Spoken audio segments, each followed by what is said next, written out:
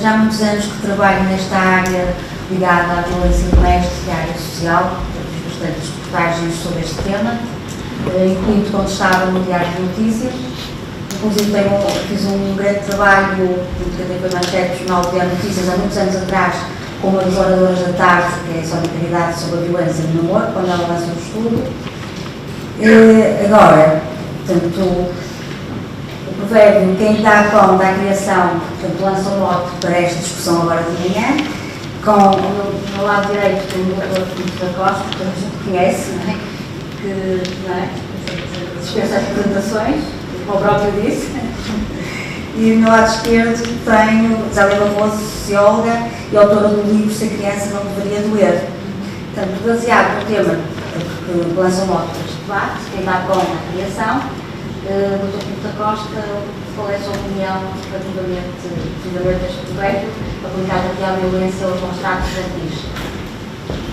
Ora, em primeiro lugar, Sr. Pedido, eu gostaria de saudar o Sr. Presidente da Câmara, dizendo apenas o seguinte, que as instituições refletem muito a personalidade de quem as dirige. É o que o meu percurso de alguns anos demonstra na realidade. Por isso, cumprimento a autarquia, todos os vereadores, toda a população de Amarante, que me identifica muito com a possibilidade de um diálogo, de uma reflexão sobre assuntos sempre tão pertinentes como são os selecionados pela Câmara Municipal.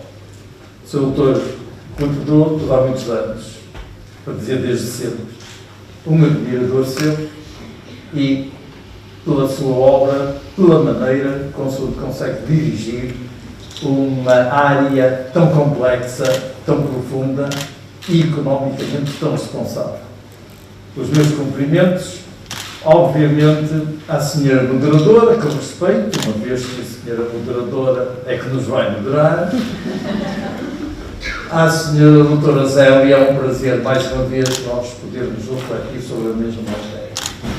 Sobre o problema do pão, há uma subdivisão aqui que é o impacto da violência familiar nas crianças. É evidente que o problema do dar pão é extremamente importante, até porque, focalizando a questão nas crianças, nós temos que ver que grande contraparte da responsabilidade é exatamente de quem dá pão. Com humildade, apenas podemos refletir nesta matéria porque ela é extraordinariamente complexa, até porque nós estamos a falar na área da violência e se pararmos uns segundos, verificamos que foi pela violência que a pessoa humana dominou os animais. Verificamos também, através do percurso histórico, que foi mediante a violência que uns povos se sobrepuseram a outros povos. Não foi pela racionalidade, foi pela violência. Portanto, com humildade, vamos atentar a que a violência é uma constituinte normal do comportamento humano. Parece-me que vai tudo dos limites, vai tudo dos valores e vai tudo daquilo que nós quisermos. Se efetivamente nós desejarmos manter um status quo evidente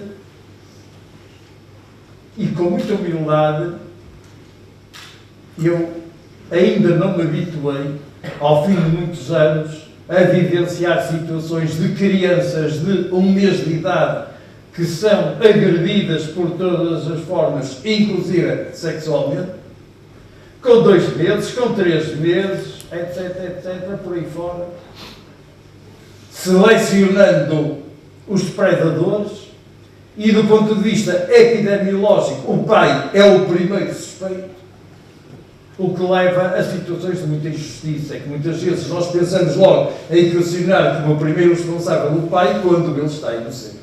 E há situações dramáticas, na minha experiência, durante muitos anos, que já lá vão, e que, efetivamente, há pais que são proibidos de contactar com os filhos, com as crianças, porque, às vezes, as mães, em processos litigiosos de divórcio, pretendem tirar partido de eventuais agressões em relação aos pais, e eles eram proibidos de contactar, de ver os filhos, etc.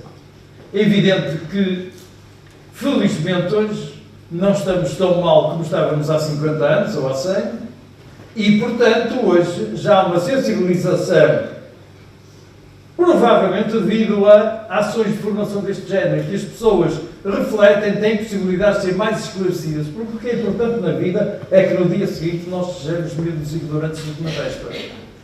E uma coisa é certa, ninguém pode escolher afoitamente entre o A e o B se não souber o que é o A e souber o que é o B. Pode correr o risco, tendo que escolher o A, quando na sua real vontade, no seu princípio ético da liberdade, o que ele queria era o B.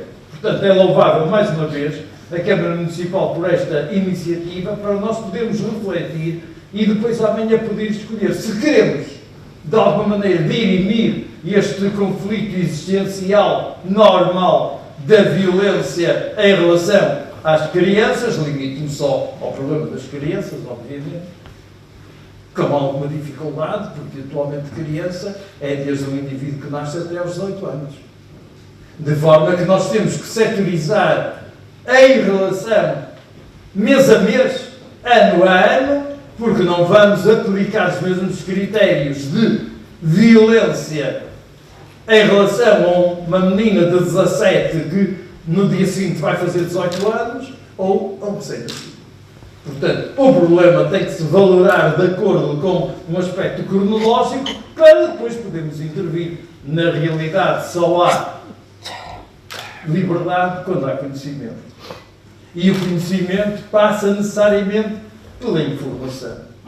Sem informação não há conhecimento e sem conhecimento não há liberdade. Portanto, se nós pudermos, de alguma maneira, aprimorar, melhorar um bocadinho o nosso conhecimento nesta matéria, eu acho que é altamente justificável uma reflexão deste género. É evidente que uma criança, no meio familiar, que seja agredida fisicamente, fica marcada. Mas o problema é que ela pode não ser agredida fisicamente. Mas as discussões, as violências verbais, as violências psicológicas do marido para a mulher ou da mulher para o marido, porque o fenómeno é transversal, mais transversal do homem para a mulher do que da mulher para o homem, mas é transversal. O número de vítimas masculinas é minoritário em relação às mulheres, portanto, quando se fala em violência doméstica, de um modo geral, eu acho que o problema é um problema feminino. Porque, maioritariamente, as vítimas, eu não conheço muitos homens a suicidar-se por violência psicológica em relação às mulheres, mas mulheres conheço mais. Portanto, quer dizer, quando nós falamos em transversalidade, quando falamos em igualdade de género, eu tenho dúvidas. Aqui em Amarante não, porque em Amarante é uma terra muito civilizada, mas no resto do país a mulher é superior ao homem. Porquê? Porque a mulher fazendo uma determinada tarefa recebe X e o homem faz a mesma tarefa com o mesmo nível de qualidade e recebe muito mais. Portanto, em Amarante não, recebem todos os mesmos. É verdade. Mas fora do país não acontece. Portanto, a igualdade existirá quando na realidade forem iguais. Até porque, por uma conotação de valores, nós hoje temos que valorizar e não, ainda mais, hipervalorizar o dinheiro. Porque o nosso comportamento não é nosso, de Amarante, nem de Portugal, nem da Europa. É, de um modo geral, globalização a nível económico. Nós temos uma religião nova que é Nosso Senhor do Dinheiro. Isso é que conta. Os outros valores todos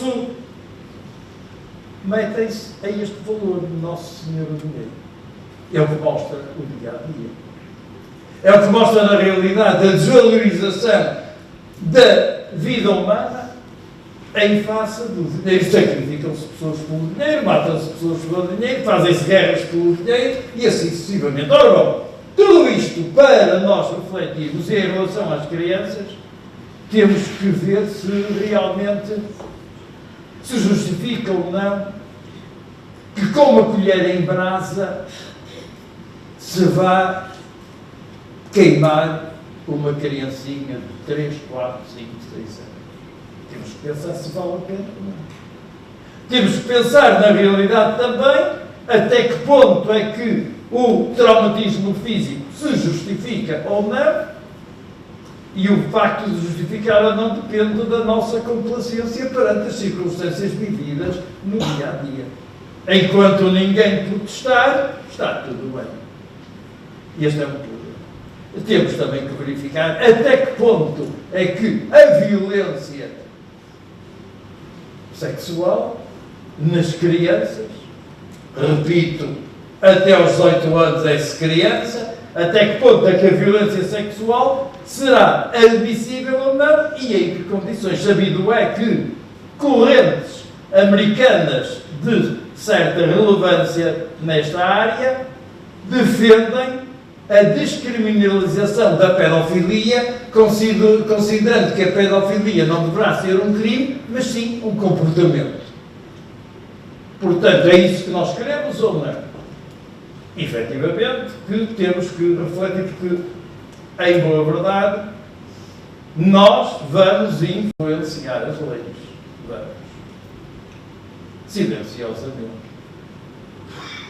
E quando nós não nos pronunciamos e a lei não nos serve, a lei continua a servir, porque nós não rejeitamos e nós nos adaptamos e contemporizamos com tudo aquilo que na realidade está previsto. É evidente que não vou aqui falar do início da humanidade. Nós vamos pegar nos últimos 100 anos numa civilização de herança hebraico-judaico-cristã, que é o que nós somos, todos os ocidentais, ao fim e ao cabo.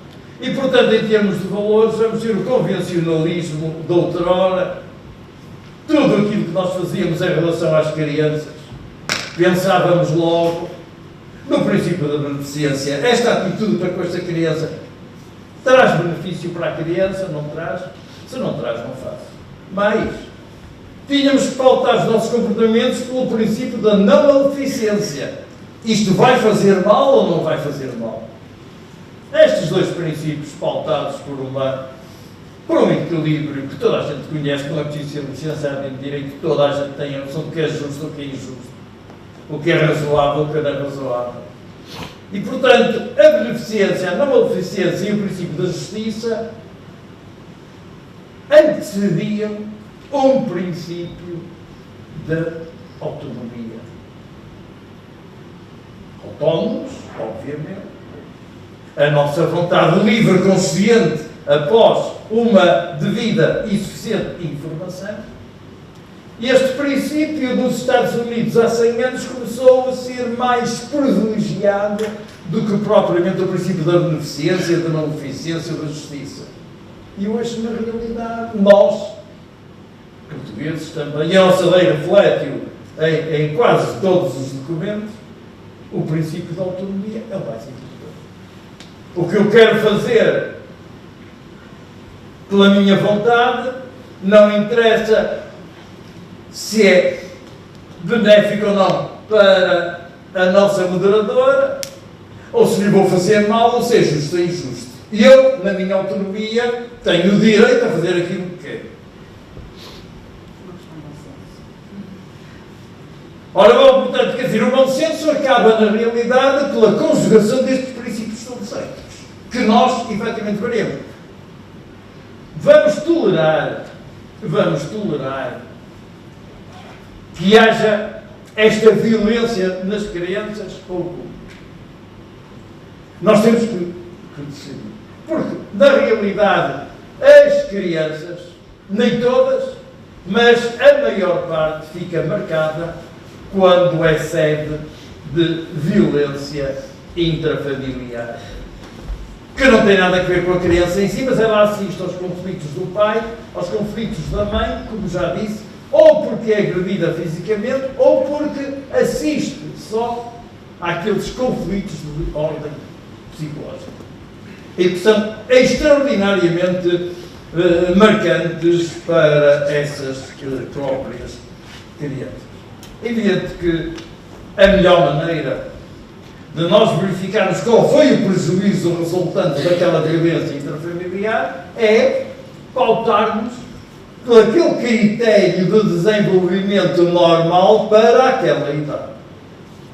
A criança deixou de falar, deixou de gatinhar, deixou de abrir os olhos, de reagir, etc. Portanto, numa perspectiva cronológica, qual é assente como normal o comportamento para determinada idade, no espaço e no tempo, obviamente, temos que entrar em linha de conta com esses valores, com a realidade, com a humildade. Nós temos que proteger uma criança imenso e os pais podem ser um exemplo negativo e estar a proteger muito, e a própria lei assim o faz, a violência sexual cometida com meninas à volta dos 16 anos. O que é um pouco surrealista porque prospecções realizadas a nível nacional verifica-se que a idade oficial das meninas em Portugal perderem a virgindade é aos 15 anos. Portanto, há qualquer coisa aqui que não bate certo. É normal, do ponto de vista epidemiológico, uma menina aos 15 anos perder a virgindade. E a lei continua a proteger aos 16 qualquer coisa que é para refletir. Portanto, nós temos, independentemente de discutir se sabem se está mal, não é isso que está, é a aplicabilidade de certos princípios, de certas noções, a base do direito, perante uma realidade que é completamente diferente, que era capaz de ser pertinente há 100 anos, no Código Civil antigo, eu era obrigado, olha, a casar com a senhora moderadora ou com a senhora doutora Susana, e acabou. Hoje não, hoje sou um homem livre, porque o Código Civil permite que eu me case com o Sr. Presidente da Câmara. Ora, portanto, nós estamos a ver que há que aceitar a evolução circunstancial do comportamento humano, a ver o que é uma criança, ver o que é uma criança. Com toda a perspectiva realista. Quando nós falamos em direito de família, de outrora, estávamos a perspectivar uma situação marginal que era só pai ou só mãe, mas hoje, por lei, as famílias monoparentais têm os mesmos direitos e os mesmos deveres que a família dita tradicional. Portanto, é nestas perspectivas todas que nós temos que encarar a violência intrafamiliar, que depende, ao fim e ao cabo, do comportamento dos pais respectivos dos filhos. Todos conheceram, porque a comunicação social difundiu muito, o pai, o filho, que pretendia matar os pais para ir dar a fortuna deles.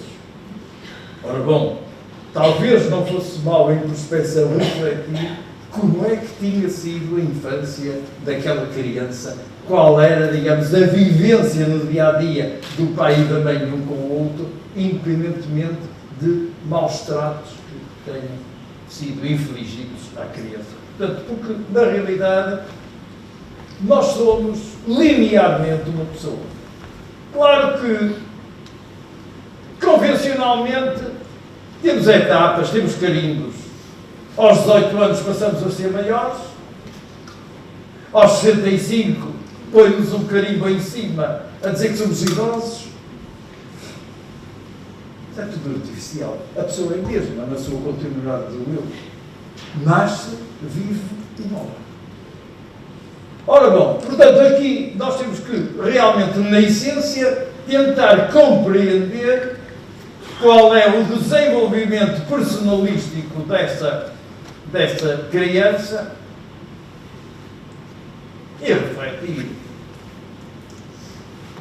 ser atualizados consoante o desenvolvimento do pensamento humano. Em regra, a ciência evolui em 30% de 5 em 5 anos, de forma que daqui por 5 anos, quando eu cá vier, garanto ao Sr. Presidente da Câmara que 30% do que vou dizer é contrário do que estou a dizer neste momento. E se aceitarmos esta regra de jogo, não temos nada que nos espantar nem escandalizar, porque é o ritmo normal da evolução do conhecimento. Mal vale quando hoje nós queremos pautar as nossas atitudes e comportamentos por regras, por conhecimentos, por tradições de há 50, 100 anos ou até mais para trás. Temos que evoluir em relação a todas estas noções. Porque a criança foi sempre criança. A criança, obviamente, que tem um património genético, não é muito, ainda bem, é 30%. Porque se a criança tivesse 100% de património genético, estava desgraçada. Tinha que refletir os erros todos e defeitos do pai, da mãe, dos avós, bisavós, trisavós, tudo para trás até ao Noé. Quem entrou para a arca de Noé não morreu afogado, quem morreu. Ora, mas é só 30%, e ainda bem, porque o mais importante desses 30% são os 70% restantes.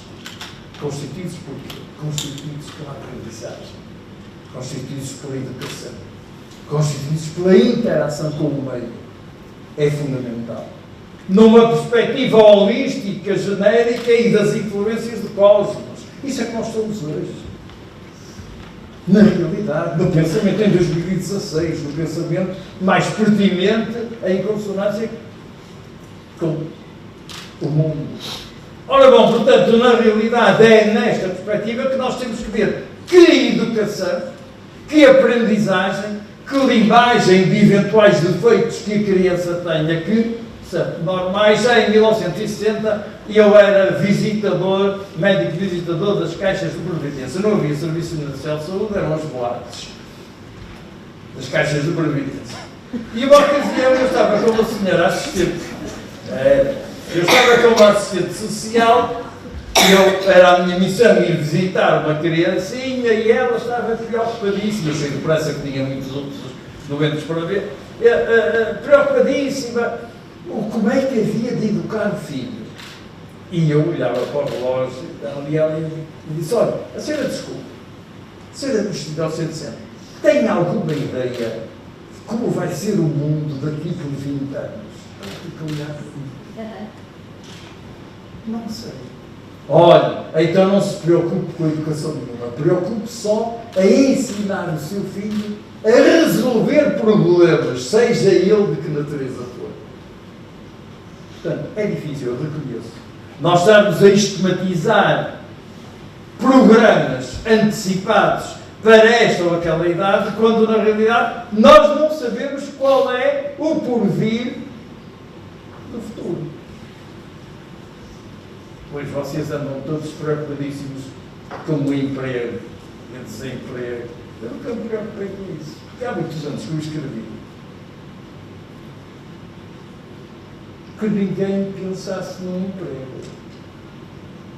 Pensasse era numa ocupação. Porque é aquilo que nós temos. Porque a senhora jornalista, se for desempregada e se souber cozinhar, ganha muito mais nesta ocupação de cozinhar do que como jornalista. Portanto, o emprego, ninguém anda à procura de emprego. Não é real. É o tal problema da fantasia em que nós vivemos. Eu tenho uma aluna brilhante de psicologia que está a vender papéis numa papelaria. E está feliz. Porque muitas outras nem isso fazem. Portanto, mas está ocupada. Nós o que temos na realidade é ver, em relação ao prejuízo, isso é um facto, é que as crianças que são vítimas de ambiente nefasto intrafamiliar têm menor capacidade para resolver os problemas, porque as suas faculdades psicológicas, e todas elas não vamos discriminar, estão mais ou menos afetadas, diminuindo-as e tirando-nos a potencialidade de amanhã poderem competir na vida, porque a vida é uma competição. A vida é uma competição. Perguntar ao Dr. Zélia, posso? Pode! Pronto. Pegando as palavras do Dr. Pico da Costa, acha que toda a educação a criança estando envolvida no meio de maus tratos e sempre uma espécie de arma de arremesso entre os pais, não é? No divórcio, há muitos que acusam, há pais que acusam as mães da alienação parental e depois até usam as crianças como arremesso, e temos visto muitas notícias em que as próprias mães, há pouco tempo, não é? Uma mãe atirou-se Barcelos com as crianças para o rio. Portanto, isso é uma forma de maus tratos a criança. Como é que acha que se pode evitar e portanto, que sinais é que se pode encontrar? A própria criança vai dando sinais na escola também. Muito bom dia. Antes de mais, só agradecer o convite. É uma honra estar aqui e, sobretudo, partilhar este painel com o professor Pinta Costa. Tomando a sua questão e também na linha de raciocínio do professor, obviamente que a violência está nos primórdios da humanidade, não é? É uma construção social, são valores que vão sendo, há uma evolução que cada um, depende do contexto em que cresceu, em que viveu, se vai adaptando. Portanto, relativamente às consequências da violência também, como dizia, a capacidade de resolver problemas, as crianças que estão expostas à violência, seja ela direta ou indiretamente, são de facto crianças que têm menor capacidade de resolução de problemas, até porque muitas vezes a resolução através do diálogo, do discurso, não é uma ferramenta que lhes tenha sido incutida, porque elas observam, quando são vítimas indiretas, observam a violência que ocorre entre pais, portanto elas aprendem muito por reprodução de comportamentos. Portanto, na escola, em termos de comportamentos, muitas vezes elas resolvem os problemas que têm, quer seja com os pais, quer seja com professores, muitas vezes também de forma agressiva, porque é a arma que elas aprenderam, é a técnica que elas aprenderam para conseguir contornar os seus problemas. Há menor adversidade, há menor contrariedade, não conseguem lidar muitas vezes e acabam por explodir, por ter explosão de raiva, seja com professores, com pais, e tornam-se crianças de facto agressivas e muitas vezes em casa têm precisamente o comportamento contrário. Portanto, se no exterior elas apresentam uma imagem também que é no fundo um escudo, não é, para elas próprias se protegerem e resolverem os problemas por recurso à violência, em casa têm o comportamento oposto. São crianças tímidas, que não dormem, têm grandes dificuldades também de poder comunicar, porque são crianças muito reservadas, muito fechadas, com medo de expor as suas emoções, de expor, de falar até com vizinhos, com amigos, com familiares, porque há um medo, há um terror também em volta delas de não poderem contar o que se passa, porque se contarem, muitas vezes têm, e sabemos nós, e as notícias são um exemplo disso, têm represálias, portanto, quer seja do agressor, quer seja muitas vezes porque temem que a própria mãe, não é? Muitas vezes estamos aqui a falar de violência também mais no feminino, não é? Porque é uma questão de género, nós sabemos, vemos pelas estatísticas, vemos pelas notícias, obviamente que há homens que são vítimas de violência, mas estamos aqui focados na maioria. E a maioria também nos mostra que de facto é o género feminino que está mais exposto a esta realidade. Por toda a conjuntura que o professor falou, quer ao nível das desigualdades, também ao nível da carreira profissional, salarial, enfim, há dificuldades. As mulheres têm efetivamente que mostrar o dobro, provar o dobro que os homens, quer seja no mercado laboral, na sociedade, enfim, em termos gerais, é mais difícil. Não é por ser mulher, mas as estatísticas assim o mostram.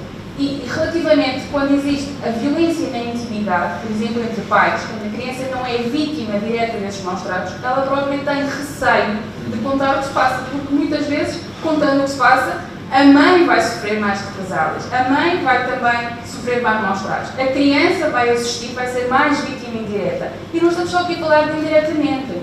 Os estudos que eu tenho, felizmente tive a possibilidade de realizar como investigadora ao nível da Universidade Nova de Lisboa, que trabalhamos muito esta temática, quer neste estudo Se a Criança Não Deveria Doer, como no outro que realizámos também ao nível dos institutos de medicina legal, com vítimas do género, sobretudo feminino, também analisámos homens, mas estamos aqui focados mais na maioria, que eram vítimas de violência, que corriam ao Instituto de Medicina Legal para fazer o exame penal direto, né, para provar em tribunal que de facto havia ali maus tratos, não é, para produzir um relatório, no fundo para dar seguimento à queixa. Esse estudo prova que essas mulheres, em 95% dos casos, as crianças eram também vítimas indiretas, elas assistiam à violência que ocorria entre os pais.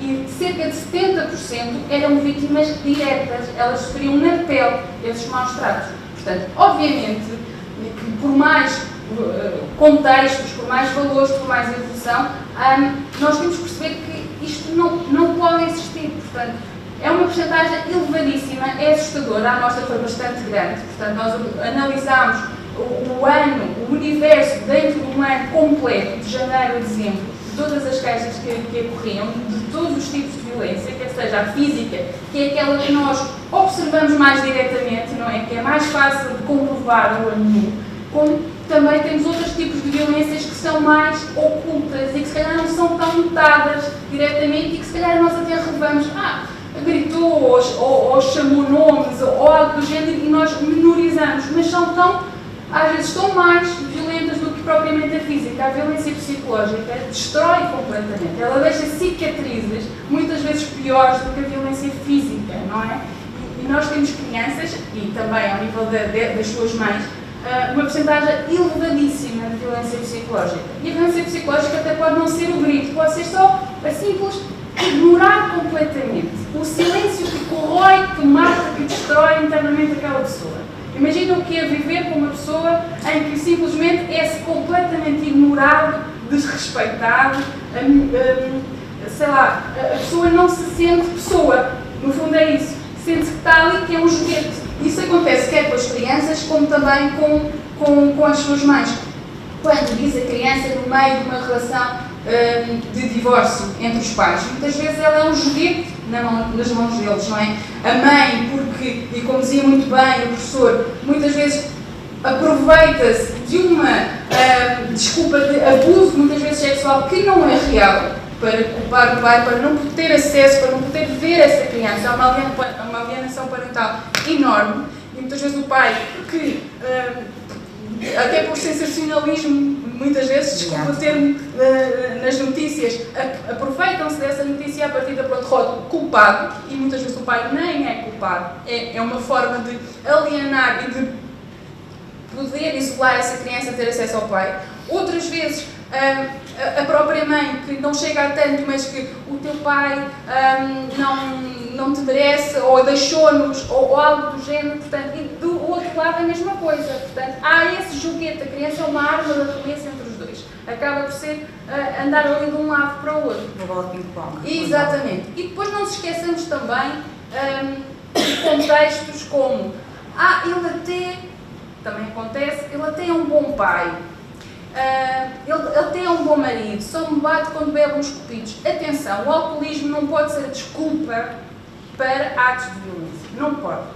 Porque muitas vezes ele pode ser considerado, e é considerado, sim senhor, como um veículo, um catalisador. Obviamente que ele facilita, a pessoa está embriagada, consegue, tem uma desculpa, ou mesmo para expor mais facilmente essa sua raiva, essa sua frustração interior com a qual não consegue lidar. Porque muitas vezes é isso que se passa nos agressores, não é? Eles são pessoas completamente inseguras e por essa insegurança eles têm que mostrar perante aqueles que são mais próximos, com os quais se sentem mais à vontade, o oposto. Eu não sou inseguro, sou eu quem mando, sou eu quem veste as calças. Muitas vezes esse ditado popular que se utiliza, não é? E acaba por ser a mulher e a criança muitas vezes ali um joguete nessa situação. Portanto, e depois há os vizinhos que observam, há os professores que também notam, há os comentários entre a população, entre ali os pares em redor, mas não há muitas vezes a coragem de acionar meios para resolver estas situações. É um crime público. E é um crime público. Portanto, todos nós temos o dever de, sabendo situações dessas, de automaticamente acionar mecanismos, quer seja com a polícia, quer seja comentar até com o próprio médico que se tenha acesso. Portanto, há alguém que tenha poder também, não só nós que nos podemos sentir, muitas vezes, e acontece, muitas pessoas não vão meter porque, pronto, entre marido e mulher não se mete a colher, eu não me vou meter nisso. Não, há que meter nisso. Portanto, nós temos que, ou nós próprios, ou se não nos sentirmos capazes e não sabemos que passos devemos dar, com que instituições devemos tratar, recorrer nem que seja, há imensas associações que estão direcionadas para essa questão, e aqui em Marante ainda bem que sim. Portanto, falar com quem de direito, pedir auxílio, que essas entidades encaminharão com certeza esses casos e farão com que essa situação tenha um fim. Porque é preciso ter um fim, porque isto tem a ver com valores, com a educação. A educação passa de geração em geração.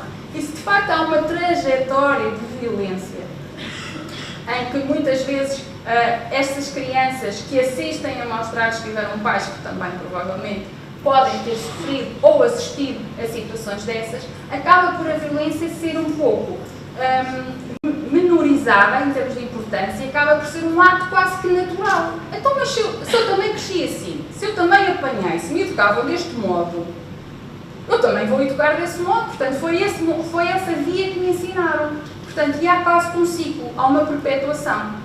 Felizmente não podemos dizer que há uma relação causa e efeito. Nós sabemos que existem, de facto, crianças ou adultos que enquanto crianças foram vítimas e que felizmente não são. Não podemos dizer que há essa relação 100% de causa e efeito, mas de facto influencia bastante.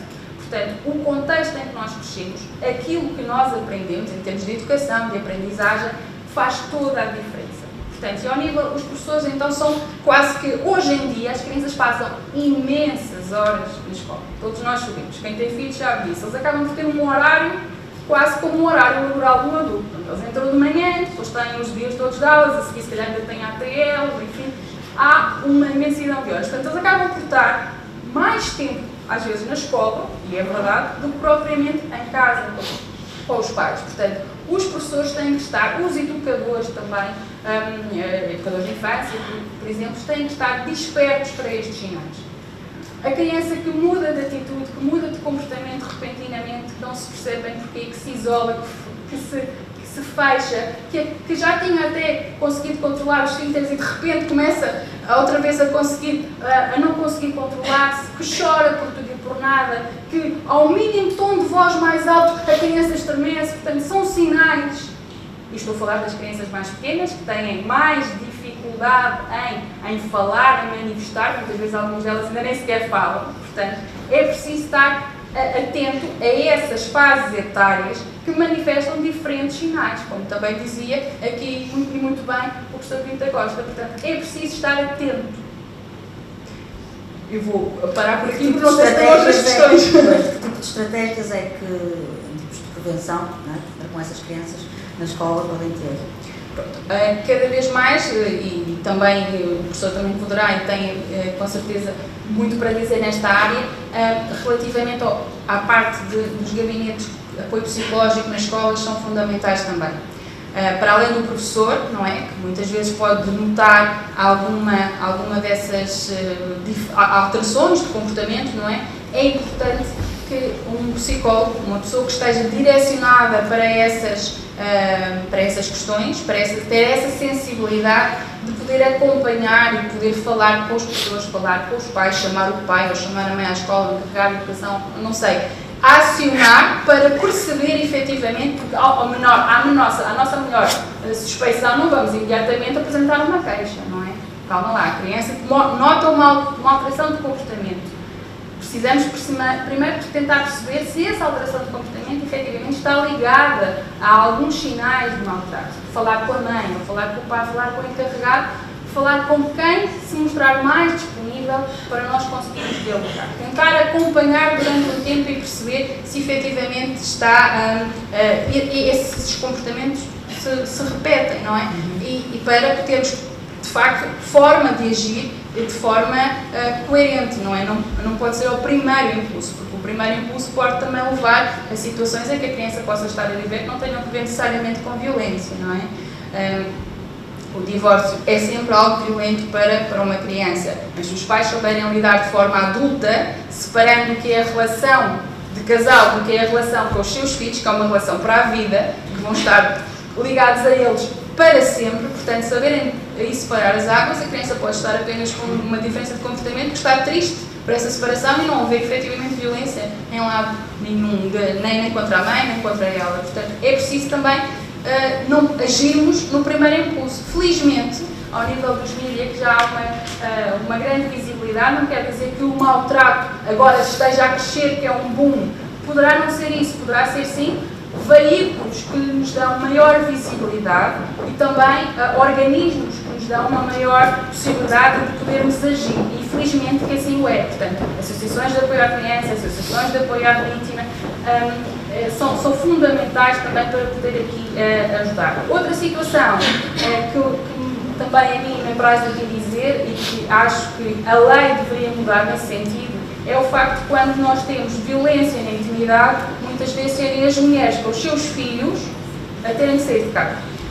Acho que a lei, continuo a dizer, teria que mudar nesse sentido, porque por melhor que seja uma casa-abrigo, por mais apoio que dê uma casa-abrigo, não é o espaço daquela mulher, não é o espaço daquela criança. Elas cortam relações com as suas redes familiares, redes de amigos, elas isolam-se do mundo porque estão a fugir de um agressor. O agressor é que está a cometer o crime, o agressor é que tem que ser penalizado, ele é que tem que ser institucionalizado, ele é que tem que ser retirado, enfim, não sei. Tudo bem que já há programas de apoio, já há programas de acompanhamento e tratamento de agressores, mas não é suficiente. A mulher continua a ser duplamente vítima. Por melhor, e volto a dizer, não estou aqui a tirar desprimor nenhum, absolutamente longe de mim, às casas de abrigo, mas não é o espaço que é daquela família, daquela criança, daquela mulher. Portanto, elas continuam a ser uma vitimização em dobro, por assim dizer. E desta semana, portanto, o Ministro Adjunto e Marco Rita falou disso, precisamente, e até foram avançados números que em 2015 29 mulheres morreram e registaram-se mais de 26 mil denúncias.